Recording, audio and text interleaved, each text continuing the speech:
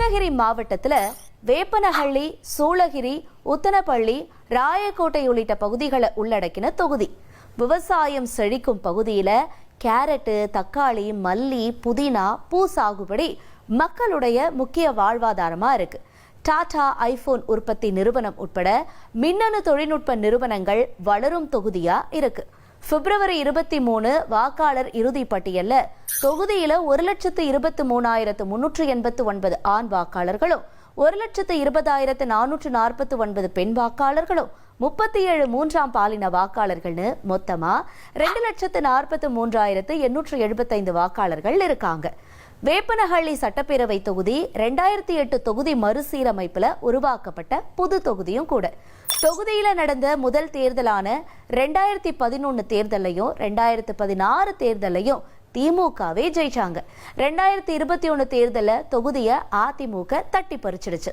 கடந்த 2021 சட்டப்பேரவை தேர்தல திமுக சிட்டிங் எம்எல்ஏவாக இருந்த முருகனை களமிறக்கினாங்க. அவருக்கு எதிராக அதிமுக கட்சி துணை பொதுச் செயலாளரா இருக்க KP முனுசாமியை நிறுத்தினாங்க. தொகுதியில இருவருக்கும் இடையே கடுமையான போட்டியும் நிலவுச்சு.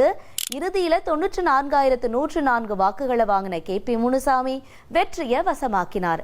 அவருக்கு கடும் போட்டியை கொடுத்த திமுக முருகன் 91,050 வாக்குகளை பெற்று 3,054 வாக்குகள் வித்தியாசத்துல தோற்றார். திமுக தொகுதியை அதிமுக கிட்ட பறி கொடுத்துச்சு. இப்ப தொகுதியில தேர்தல் பணிகள்ல அரசியல் கட்சிகள் தீவிரம் காட்டுற வேளையில வேப்பனஹள்ளி தொகுதி மக்களோட எதிர்பார்ப்புகள் என்னவா இருக்கும்னு கேட்போம்.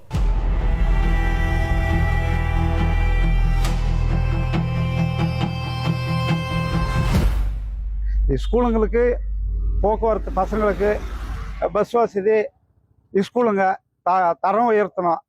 இதை மட்டும்தான் நாங்கள் எதிர்பார்க்குறோம். ஏன்னா இது வந்து வில்லேஜ்லேருந்து சாதாரணமாக ஒரு பஸ்ஸில் 200 பசங்க வந்து இறங்குறாங்க. இங்கிருந்து 200 பசங்க சனசந்திரத்து போகிறாங்க. இது வந்து பசங்க தொங்கின்னு போகிறாங்க. இது வந்து பசங்களுக்கு பஸ் வசதி வேணும். மின்சாரம் வந்து ரொம்ப கடுமையாக பாதிக்குது. நாங்கள் பலமுறை வந்து ஆஃபீஸுக்கு சொல்லி அது ஒன்றும் கண்டுக்கல. காலையில் 6 மணிக்கு கொடுத்தா 12 மணிக்கு ஆஃப் பண்ணிடுறாங்க. இது இல்லாத நைட்டு 12 மணிக்கு கொடுக்குறாங்க. ரொம்ப அவஸ்தைப்படுறாங்க. 12 மணியில் எழுந்து போய் தண்ணி கட்டுறதுக்கு ரொம்ப சிரமமாக இருக்கு. பெண்கள் பார்த்தீங்கன்னா ப்ரைவேட் கம்பெனிக்கு லாங் டிஸ்டன்ஸில் ட்ராவல் பண்ணி கிட்டத்தட்ட 1.5 ஹவரில் 3 ஹவர்ஸே வந்து ட்ராவலிங்காக இருக்குது, அப் அண்ட் டவுனு. அது மாதிரி கம்பெனிக்கு வந்து ட்ராவல் பண்ணிட்டு இருக்காங்க. ஒசூர் ஏரியா அந்த பக்கம் எல்லாமே. அதெல்லாம் வந்து கொஞ்சம் அந்த டைமிங்கு, அவங்களுடைய ரிஸ்க்கு அதெல்லாம் பார்த்து நம்ம ஏரியாவில் ஏதாச்சும் ஒரு தனியார் நிறுவனம் ஸ்டார்ட் பண்ணால் நல்லா இருக்கும்னு சொல்லி நினைக்கிறோம். பசங்களோட எஜுகேஷன் வந்து இன்னும் தெரியுங்களா, அது பின்னு தங்கியே இருக்காங்க. அதனால் நம்ம central government scheme, state government ஸ்கீமை கொடுத்து மக்களை வந்து ஊக்கப்படுத்தணும். பெண்களுக்கு வந்து இன்னும் அறியாமல் இருக்காங்க, அவங்களுக்கு வந்து தொழில் முனைவராக உருவாக்கணும். அப்புறம் சுய சார்பின்மையை அவங்க பெண்களை வந்து ஊக்கப்படுத்தணும். இங்கே வந்து எங்களுக்கு மருத்துவ வசதி இல்லை, போதிய மருத்துவ வசதி இல்லை. மலைவாழ் மக்களுக்கு எதுவுமே இல்லை.